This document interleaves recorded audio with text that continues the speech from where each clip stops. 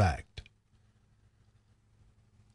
Nor need their so classing it interfere in the least with their classing it at the same time as a physical pen, since the classing in both cases depends upon the taking of it in one group or another of associates.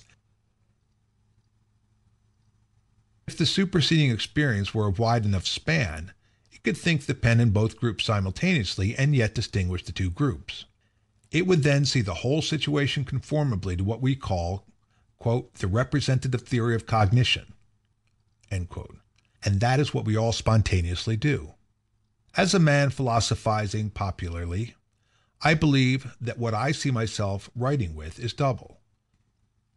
I think it in its relation to physical nature, and also in its relation to my personal life.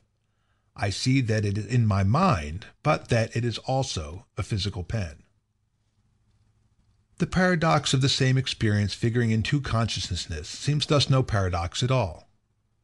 To be conscious means not simply to be, but to be reported, known, to have awareness of one's being added to that being. And this is just what happens when the appropriative experience supervenes. The pen experience, in its original immediacy, is not aware of itself, it simply is, and the second experience is required for what we call awareness of it to occur.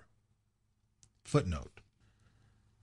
Shadworth Hodgson has laid great stress on the fact that the minimum of consciousness demands two sub-feelings, of which the second retrospects the first. We live forward, but we understand backward, is a phrase of Kierkegaard's, which Hofstede quotes. End footnote. The difficulty of understanding what happens here is, therefore, not a logical difficulty. There is no contradiction involved. It is an ontological difficulty, rather. Experiences come on an enormous scale, and if we take them all together, they come in a chaos of incommensurable relations that we cannot straighten out. We have to abstract different groups of them and handle these separately if we are to talk of them at all. But how the experiences ever get themselves made, or why their characters and relations are just such as appear, we cannot begin to understand. Granting, however, that, by hook or crook, they can get themselves made, and can appear in the successions that I have so schematically described, then we have to confess that even although, as I began by quoting from the adversary, quote, a feeling only is as it is felt, end quote, there is still nothing absurd in the notion of its being felt in two different ways at once, as yours, namely, and as mine. It is indeed mine, only as it is felt as mine, and yours, only as it is felt as yours. But it is felt as neither by itself, but only when owned by our two several remembering experiences, just as one undivided estate is owned by several heirs.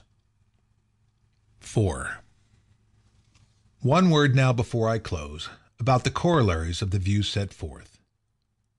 Since the acquisition of conscious quality on the part of an experience depends upon a context coming to it, it follows that the sum total of all experiences, having no context, cannot strictly be called conscious at all.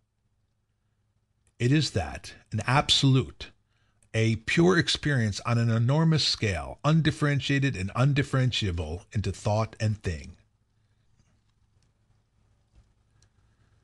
This, the post-Kantian idealists have always practically acknowledged by calling their doctrine an identitat philosophy. The question of the beesling of all things ought not, then, even to be asked. No more ought the question of its truth to be asked, for truth is a relation inside of the sum total, obtaining between thoughts and something else, and thoughts, if we have seen, can only be contextual things. In these respects, the pure experiences of our philosophy are in themselves considered so many little absolutes, the philosophy of pure experience being only a more comminuted identitas philosophiae. Meanwhile, a pure experience can be postulated with any amount whatever of span or field. If it exert the retrospective and appropriative function on any other piece of experience, the latter thereby enters into its own conscious stream.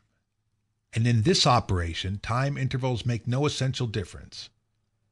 After sleeping, my retrospection is as perfect as it is between two successive waking moments of my time.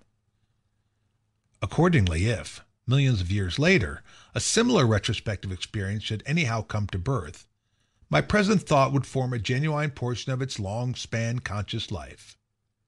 Form a portion, I say, but not in the sense that the two things could be entitatively or substantively one. They cannot, for they are numerically discrete facts, but only in the sense that the functions of my present thought, its knowledge, its purpose, its content, and consciousness, in short, being inherited, would be continued practically unchanged.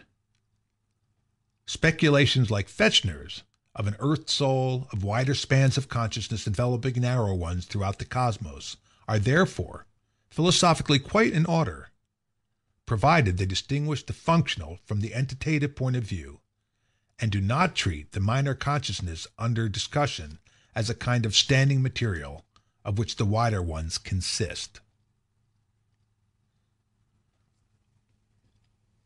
End of chapter 4.